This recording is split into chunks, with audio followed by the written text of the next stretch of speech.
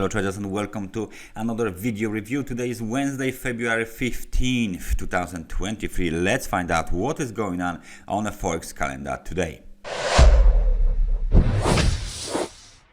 For Wednesday, February 15, we got the important data release. One of them was the CPI index from the Great Britain. As you can see, the actual reading was 10.1%, which is lower than the forecast of 10.3% and lower than the previous reading. So it beats the expectations because the CPI is apparently decreasing, which is better for the economy. So we should see some kind of a reaction on the British pound. Later during the day, we got the data from the US in form of the core retail sales and retail sales scheduled for release at 2:30. And then we got the ECB President Christine Lagarde to give a speech at 3 p.m. sharp. And at 4:30, we got crude oil inventories from the US as well. At the end of the day, we got the CPI data from Israel 5:30. So plenty of important data releases, one from United Kingdom, some of the US, and we got a speech from the President Lagarde. So let's take a look how the markets are doing this very fine morning. We are going to start with the US dollar index. This is a 4-hour chart of the US dollar index. We are switching towards daily time frame chart of the US dollar index. As you can see, from the middle of the September last year, we've been trending lower. And we can place our trend line on the chart without any problems. This is the long-term trend line, the blue one. And as you can see, the market keeps trading below the long-term trend line, 50 days moving average and 100 days moving average. Let me change this trend line color to orange so we can see it right now. The recent decline in the US dollar index was, let me take the price range, was quite substantial because the US dollar declined apparently 13%. Almost 12%. A 12% decline on the US dollar is a very good correction if we take into the account the amount of the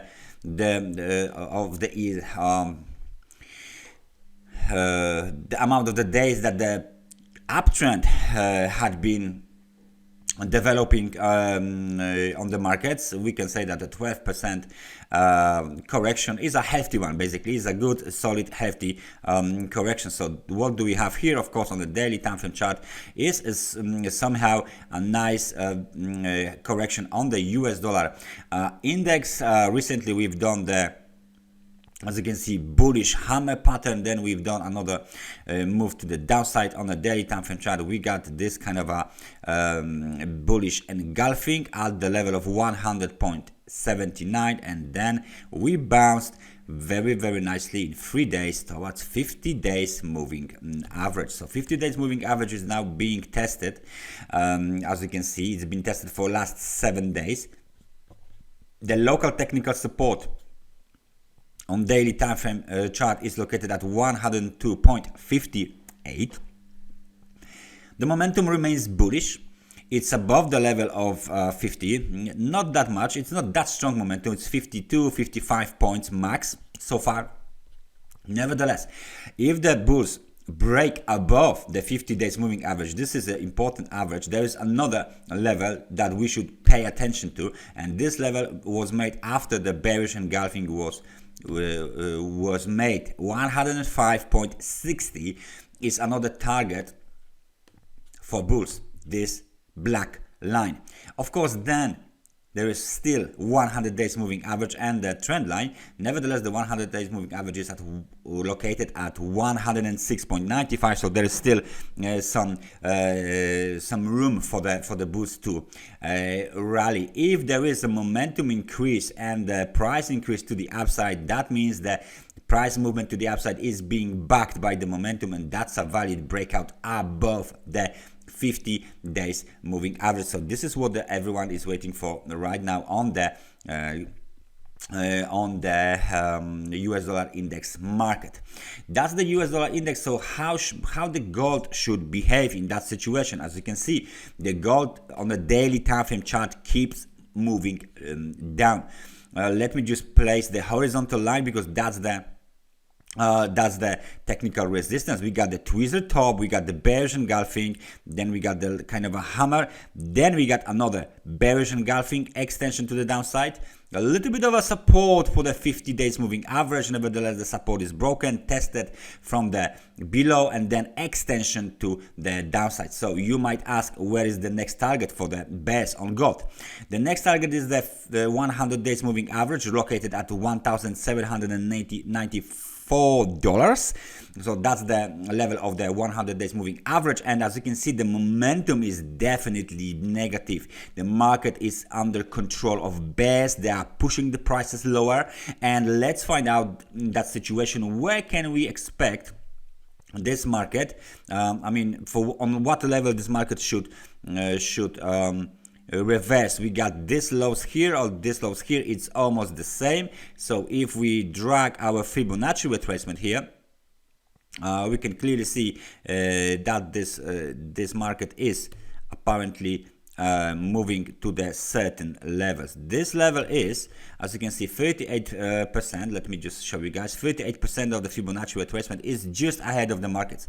1,829 is the 38%, 50% is around 1,787, just below the 100 days moving average, and 61% of the retracement is located around $1,747.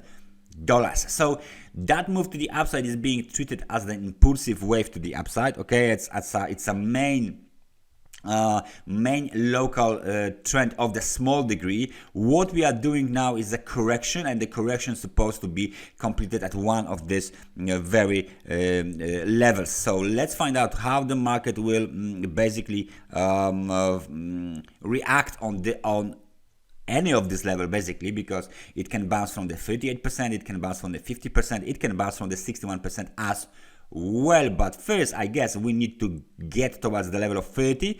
This level is, of course, the extremely oversold level, so the market conditions will be extremely oversold, and then we should expect some kind of a nice bounce to the upside. So that's the market of gold. And let me take a look, how is then SP500 index doing? If gold is going down, the US dollar is consolidating, what the biggest index in the world is right now doing? Well, as you can see, it doesn't do much, basically, right?